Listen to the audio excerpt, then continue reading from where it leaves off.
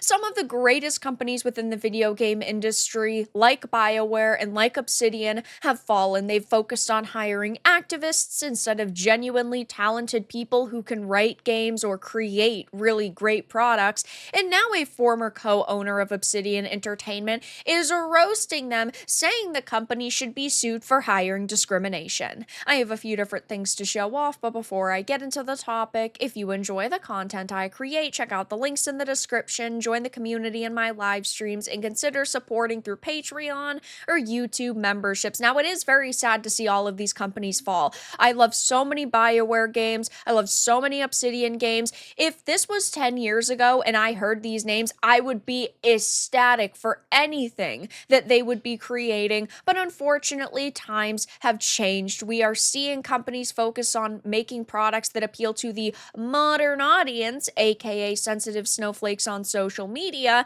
and they have people that are working for them who are openly admitting to hating certain groups of people, particularly white men, so their racism is on full display. And now Chris Avellone, the former creative director and co-founder of Obsidian Entertainment, has suggested that the company should be sued for hiring discrimination after the art director Matt Hansen revealed he wanted to remove crusty old white dudes from the video game industry. This is such a disgusting thing for someone to say. I get that you think that the industry should be more inclusive, there should be more diversity in it. You can voice those opinions in a respectful way, but they constantly spew their racism and their hatred for white people, for men, and then they think that they can get away with it, and they shouldn't be able to. If you're going to say awful things like that, I am sorry, you should be losing your job. It is not okay in any way, shape, or form to be racist, and they feel like they are untouchable because their politics and their opinions align with those of the higher ups at the company, and all of their statements go unfortunately unquestioned. They are not ever highly criticized or really in a position where they could lose their jobs for it. Now, he had previously posted on X, reminder to black artists out there who are looking for portfolio reviews or job advice, my DMs are open and you will always have my priority. We got too many crusty white dudes in this field. Please let me help you replace me one day. I want to go back to living in the woods. Bye-bye, loser. Feel free to leave. Nobody asked for you to be part of these games. And if you are saying that crusty old white dudes shouldn't be a part of the industry, feel free to resign, feel free to leave the projects that you've worked on. But you're not going to do that, because while you are virtue signaling, that's all that it really is. You don't stand by these opinions because you do know that you would be out of a job too if this happened. You're just trying to appeal to certain types of people in order to potentially get, more basically industry social credit score. He also posted in March to Blue Sky that Elon Musk saying that it should not be acceptable for any company in the games industry to be racist and sexist against white guys. It would only embolden me. Oh, Elon, you sweet summer child, this will only embolden me, you sad sack of shit.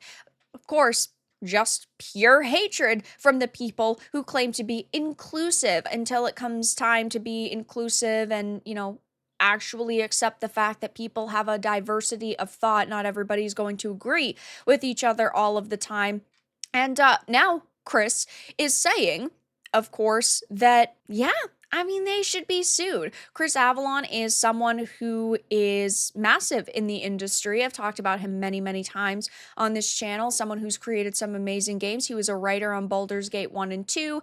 He was a director for several games and just affiliated with them, like Knights of the Old Republic 2, Planescape Torment. Fantastic at his job. Somebody I wish was bigger, at this current moment in the industry. Of course, a couple of years ago, he was someone who kind of faced the wrath of the Me Too movement, but the people who levied these accusations towards him actually rescinded them. So you would think that the companies would want to work with somebody like this. He does have some projects in the works, but it's still not, the size and scope of some of the other things that he's done, though I really hope that he sees success.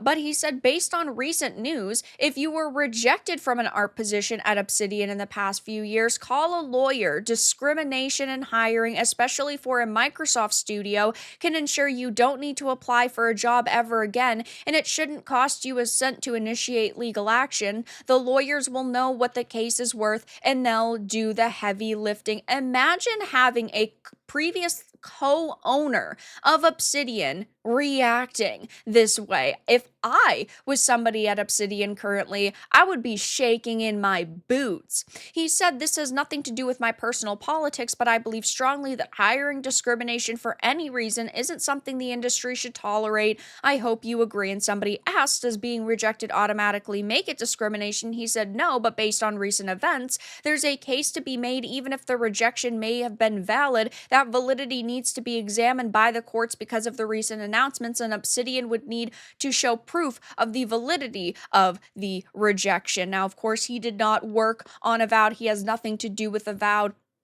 even though he was previously a co-owner up until about 2015 at Obsidian. But he has been very vocal over especially the past couple of months, but in totality the past few years, and it is great to see someone the size of him come out and give his opinions, because there are so many individuals who either previously worked in the industry or currently do that are afraid of speaking their mind because they know that they're not going to get jobs at these major companies, and they're basically putting their career on the line. But sometimes we have these brave individuals who do, which I think is great. But we also had just seen Elon Musk reacting to the Avowed art director's discriminatory comment, saying it won't end well for him. He had said having pronouns in a fantasy video game is utterly unacceptable initially, and then Matt Hansen responded with sickos. I wanted so badly to make him mad with my game, and I cannot believe it actually happened. Just wait until you see the default. You said little shit. I think he means sad little shit, so he can't even type, so why would I trust him to make a video game? But ultimately, I do think that yes, the pronouns is only kind of the tip of the iceberg. Everybody's been talking about the pronouns, the he/him that is on the character sheet. One would assume it's going to also feature she/her and even they/them. There's not going to be just two genders within this game, which I do think is pretty ridiculous. Yes, everybody has gender, and gendered language has been around for a very, very long time, but we have never had the option to pick our pronouns. That is just catering to the mentally ill. You are either a man or a woman, period. But people are talking about this, and of course, it got Elon's attention again.